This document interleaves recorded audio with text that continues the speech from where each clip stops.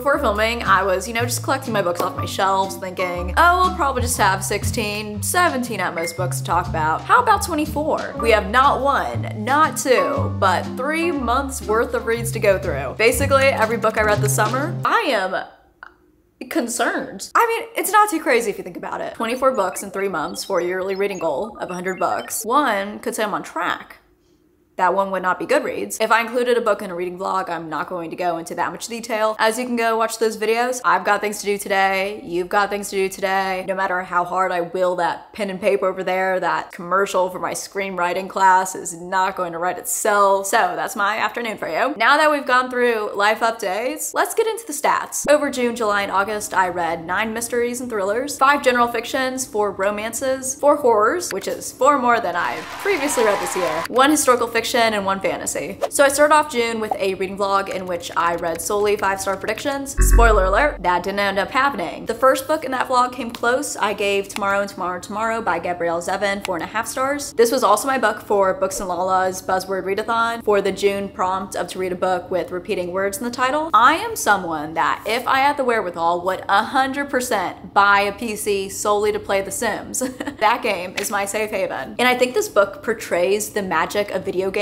so clearly and in a way that even non-gamers can understand and appreciate. Don't care about video games? Pfft, let me just extract that from here, and what do we have? A complex and at times frustrating story about friendship. That type of friendship that only comes once in a life and is built on this unconditional love that can withstand years of no contact, as once you meet up again, it feels like no time has passed at all. I loved how this book highlighted all the intricacies of an industry that really does not get depicted much in literature, maybe in sci-fi, but not from this angle. There were a few slower parts in here, specifically involving the Wild West, but overall this was such a beautifully crafted story that is really a must read for any type of gamer. I was holding that book like dangerously close to my head, okay? I'm going to try to avoid giving myself a concussion, me being like, yeah, I'm not going to go that in depth into these books. It's hard to stop talking about books you love. The second book I read in that video, I read on the Kindle and was Veronica Reeves Breaks the Bank. Drum roll please. 5 stars. This series, it's a shoo-in 5-star for me. Every single book I have given 5 stars. Part of what makes this series so great is that chaotic but wholesome dynamic between our heroine Finley and her sidekick Veronica, whom we follow throughout this book. I didn't think I could love this chick more so than I already do. Every Finley needs a Veronica and vice versa. Lastly, for that vlog, I picked up Just for the Summer by Abby Jimenez, which I gave 4.25 stars. Abby Jimenez books are always such bangers. Her books are like if a professional comedian wrote a romance with a strong emotional plot as well. You can tell that Abby Jimenez pays equal attention to both the romance and the comedy. I will say this is my least favorite installment in the Part of Your World series. Emma, our female MC, I just didn't click with like I have with Abby Jimenez's other characters. And I don't want to negate Emma's feelings, but there's only so much self-sabotage I can take. I went to therapy to work on that. This is no Part of Your World. That would be hard to beat, but I still enjoyed it a lot, especially the cameos from a few of my faves. Daniel, you'll always be my #1. After all that mushy-gushy romance, I needed to ground myself, bring myself back from La La Land, which is how I picked up The Couple at Table 6 by Daniel Hurst. This book I wouldn't really call a popcorn thriller because I feel like those books have this level of campiness that this one lacked. And I wholeheartedly believe that Daniel Hurst really thought he did something with this, that he wrote some groundbreaking material, so much so that any semblance of realism was forgotten about. However, I did kind of love it, but objectively, this was still kind of bad. I gave this 3.5 stars. This novel is told from the perspective of Hannah, a waitress who has become obsessed with this perfect couple that routinely dines at table 6 every Friday. During one of their weekly visits, Hannah is at it again and is just around the corner, creeping away like the little stalker she is. So when she discovers that this couple is lying to each other, that this seemingly perfect couple is actually not so perfect, well, Hannah logically concludes that she's just going to have to insert herself into their lives, even more so than she already has. Unlike Daniel Hurst while writing this, you have to not take this book seriously if you want to enjoy it. I don't know if Daniel Hurst has heard about this crazy narrative device called subtlety, which is especially cool because you can show things and you don't have to actually spell it out. And saying that, if you want stalking rich people vibes, low-key would recommend Unless you don't like it, then you didn't hear about this from me. Next, I picked up the third installment in the Daughter of the Pirate King series, Vengeance of the Pirate Queen by Trisha Levenseller. Gotta say, when I learned this followed a side character we barely knew instead of our MC Alosa, I was disappointed. We did see some of Alosa in here, but this really felt like a standalone novel that just took place in the same world, which is also why I feel comfortable giving you all a quick synopsis. Basically, in this book, we follow an assassin who is not a captain, but still, for reasons that are unbeknownst, is tasked to captain a crew and embark on a rescue mission, because apparently captaining a crew requires no experience whatsoever. You learn something new every day, huh? I gave this 3.75 stars. I thought the overall story was unique and interesting, but this just lacked that banter and action that was so prevalent in the first 2 installments. The beginning was also a bit slow, however, it did pick up in the second half. Why was I rooting for the villain throughout? I really enjoy the world these books are set in. This book specifically gave Pirates of the Caribbean meets The Raven Boys, but make it femme. Next, I picked up Jar of Hearts by Jennifer Hillier. This novel, although I heard good things about it, I've kind of been purposely avoiding because the other book I read by this author, I liked it all right. Yeah, this one I feel the same way towards. I gave it 3.5 stars. The funny thing is, even though clearly I have not had the best reading experience with Jennifer Hillier books, I may have recently bought another one of her books. So this novel revolves around the disappearance of 16-year-old Angela. 14 years later, Angela's remains are found buried in her best friend Gio's backyard, which is actually not all that surprising given that Miss Goody Two-Shoes at the time was involved with bad boy Calvin. Throughout the novel, we follow Gio's perspective through trial, prison, post-prison. I did really like the formatting of this book. It's told in 5 sections, one of which takes place in a prison, which I thought was particularly interesting and kind of disturbing. There were definitely some plot holes in here that could have been another plot point for the author to further explore, but nah, why would you want to do that? Instead, she acknowledges them, but subsequently dismisses them by saying something along the lines of, miraculously, insert plot point, did not happen.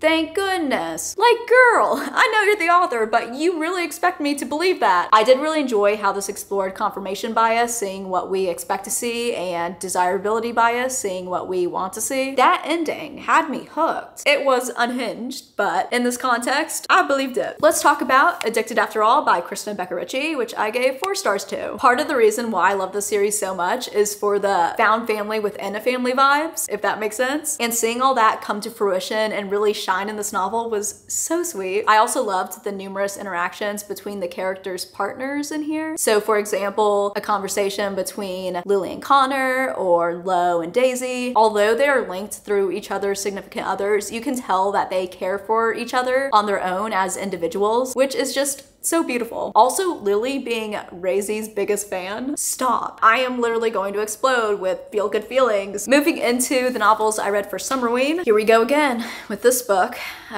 Spare Room by Andrea Bartz. Y'all already know, this is 5 stars. I feel like I have a moral duty to get you all to read this book. So weekly reminder, if you have not read this yet, this is your required reading for the video. I expect you'd come back with a full-on essay in the comments. I will be waiting. It's fun, salacious, unputdownable. What else do you need? Moving on. Next for Summerween, I read Midnight is the Darkest Hour by Ashley Winstead. If I had to describe this book through using 2 other books, it would be if the vampiric elements of Twilight met the mystery and setting of Where the Crawdads Sing. 2 very different books. I enjoyed the romance, and the romance, and the romance. Don't know where the thriller was in here. This felt more so like a mystery where nothing really happens most of the time and you're just kind of going along for the ride. I enjoyed it enough though, 3 stars. Then I picked up, unfortunately, for me at least, The Last House on Needless Street by Katarina Ward. You know when you wake up from a nap and for a second are disoriented and you don't really know where you are, let alone what day or time it is? That feeling is akin to the reading experience of most of this book. And that's not what I particularly think of as a fun time. I gave this 2 stars after all. I can see why one would enjoy this, especially if you like creepy, confusing horror. But fair warning, if you do choose to pick this up and feel like you are losing your mind, put the phone down, you're fine. That's normal. Most of this book makes no sense until the very end. So just lean into that confusion and embrace it. Lastly, for Summerween, I read 3 novellas in the Creature Feature collection. From my least favorite to favorite, those were Ankle Snatchers by Grady Hendrix, which I gave 3 stars. It was fun, but overall felt a bit pointless. It Waits in the Woods by Josh Malerman, I gave 4 stars, mostly for the filmmaking elements, which is a very subjective thing that I love reading about. And then The Pram by Joe Hill, I also gave 4 stars. This one was such a fun, creepy little story about what happens when a husband's strong desire for a child leads to an unexpected manifestation of a nightmare, specifically in the form of a baby, a creepy little baby.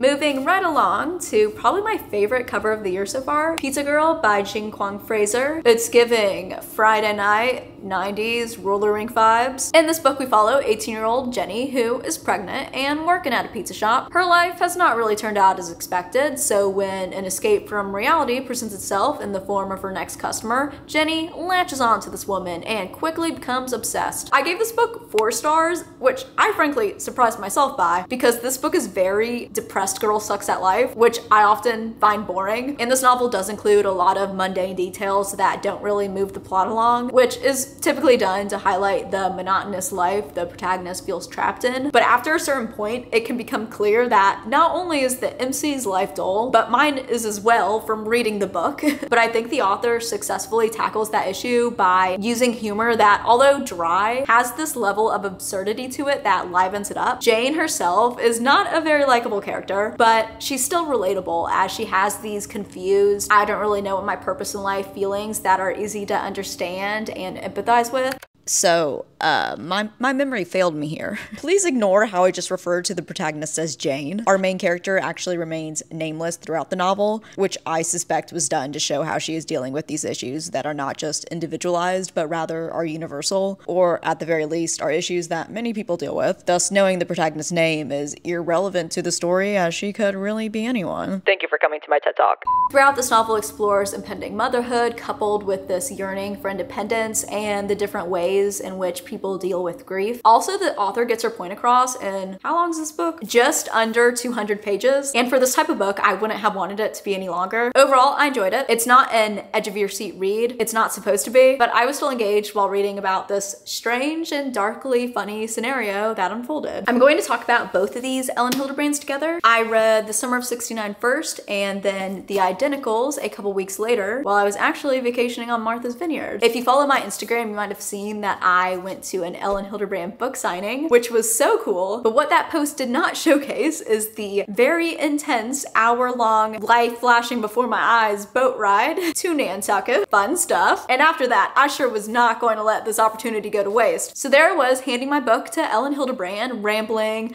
about who knows what. And she was like, oh, interesting. No, she was very nice. It was a very short interaction. In case you don't know, most, if not all, Ellen Hildebrands take place on the Cape, usually on Nantucket, but a few do feature Martha's Vineyard, including these 2, which is why I picked them up. Out of the 2, I definitely liked The Summer of '69 better, as it had more emotional depth to it. I really enjoyed the family dynamics. I was invested in reading about all these different characters, along with all their problems. At points, I was gasping out loud. I was like, Ellen, you did not just go there. This at times felt like a period drama, or what I would imagine one to be like. I know, I've never watched Bridgerton. Sue me. Whereas in The Summer of '69, we follow the POVs of 4 women within a family. In The Identicals, we follow identical twins. One lives on Nantucket and the other on Martha's Vineyard. Although it's been years since these 2 have spoken, life continues until circumstances lead them to pull an adult rendition of A Parent Trap and switch places for the summer. This book has no chapters in it in the traditional sense. That was interesting. It switches POVs throughout, so there are headers, but the no chapter thing was a choice.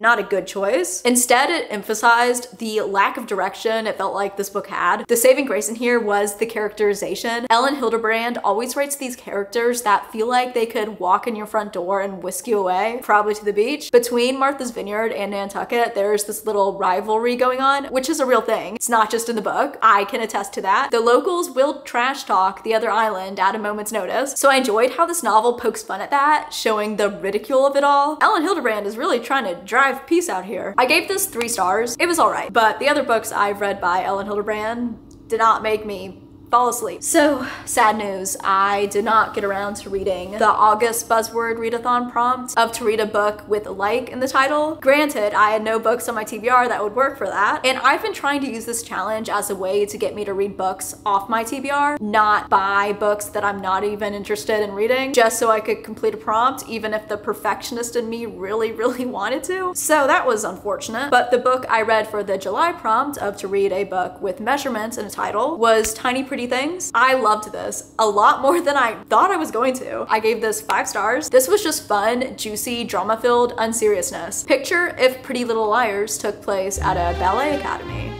Like, say no more. Throughout this book, we follow the POVs of 3 aspiring prima ballerinas at this ballet academy, where the students apparently lack moral compass, as these girls will do whatever it takes, or more accurately, take out whomever it takes to get to the top. I've not watched the Netflix adaptation yet. It's on my list. It's on my to be watched. It's on my TBW, but I can definitely see why this got adapted, because this read so much like a teen drama where each character has their own story going on within the main story. Okay, some could say I've read a lot of books, but not once have I read a ballet-centered book, and I even used to be a ballerina when I was like 6. As you can imagine, I was like really good. Guys, I'm serious. I got like put up on a billboard. 15 years later, I'm still waiting for my compensation. There is a lot of girl-on-girl hostility in here, which, although not my favorite, I can forgive in this instance, as it's literally meant to be a teen drama. When a group of not fully formed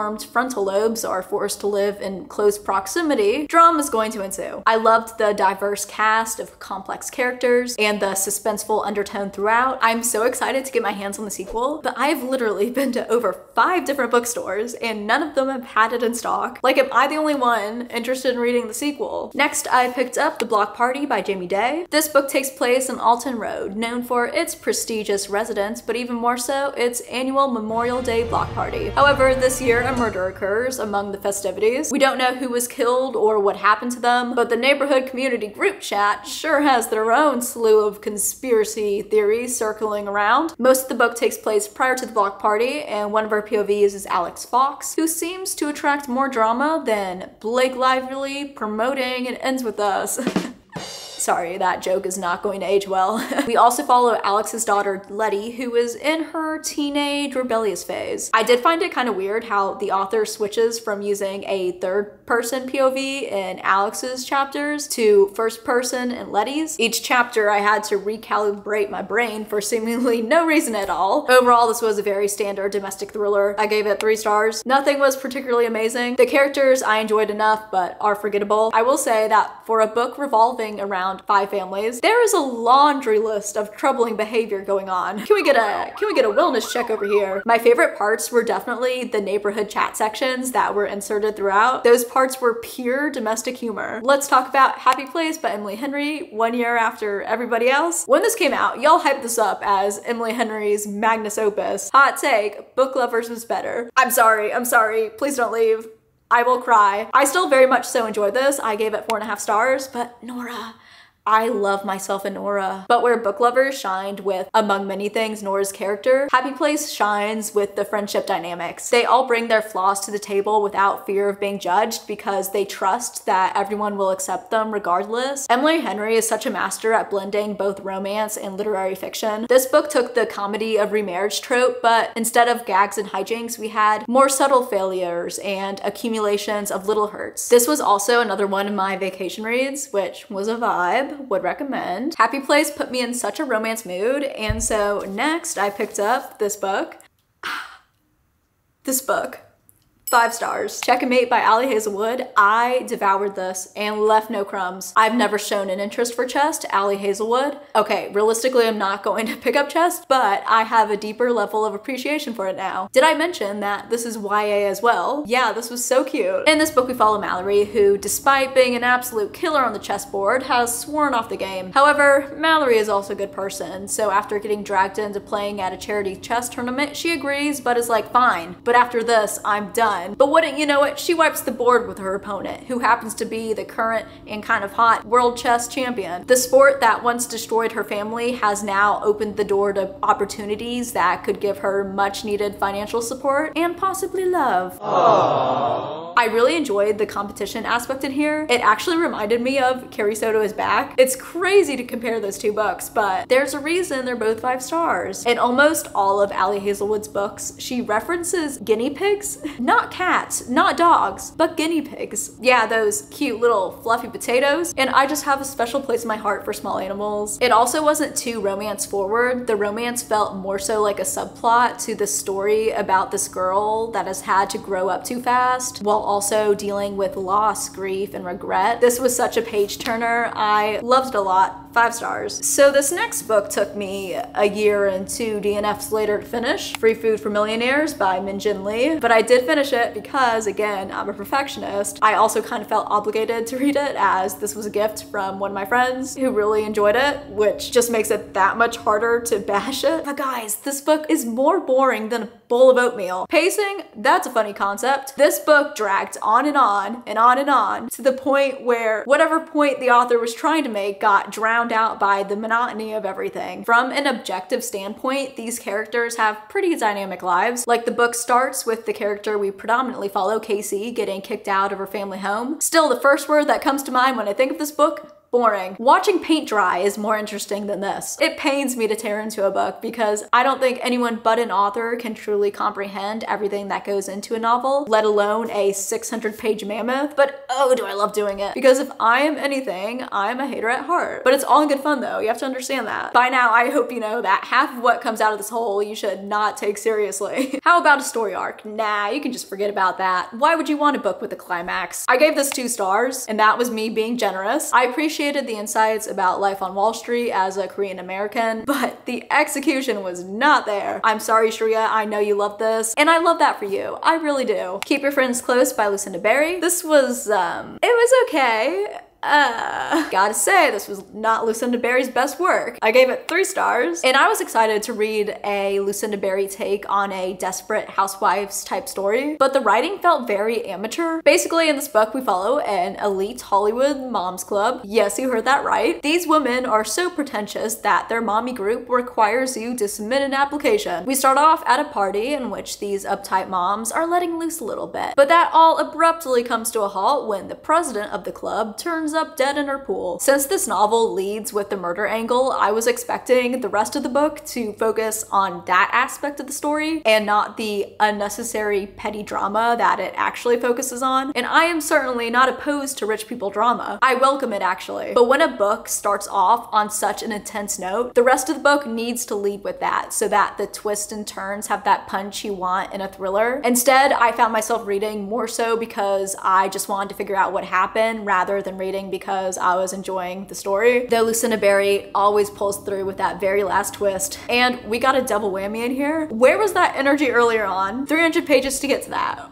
Was it worth it? Probably not. Then I picked up An Anonymous Girl by Greer Hendricks and Sarah Pekanen. The other book I read from this author duo was The Golden Couple, and if you enjoyed that book, I think you are going to devour this one as well, especially if you're like me and enjoy books that have some type of clinical psychology element to them. I gave this 4.25 stars, but I think I'm going to bump it up to a 4.5 because I had such a fun time. And the more I think about this, the more whatever problems I had with it leave my mind. This book is told from 2 perspectives, one being in first person and the other being in second. Does that switching narrative POV remind you of another book? This time, however, I thought it worked really well. And that is because it felt purposeful. In The Block Party, the switching narrative POVs just felt jarring. But since in this book, we are questioning the integrity of this psychologist, the more intimate second person POV just heightened the creep level of it all. The first person POV is told from our MC Jessica, who is kind of down on her luck. She's a makeup artist, and it is while she is working on one of her clients that she learns of an up-and-coming study at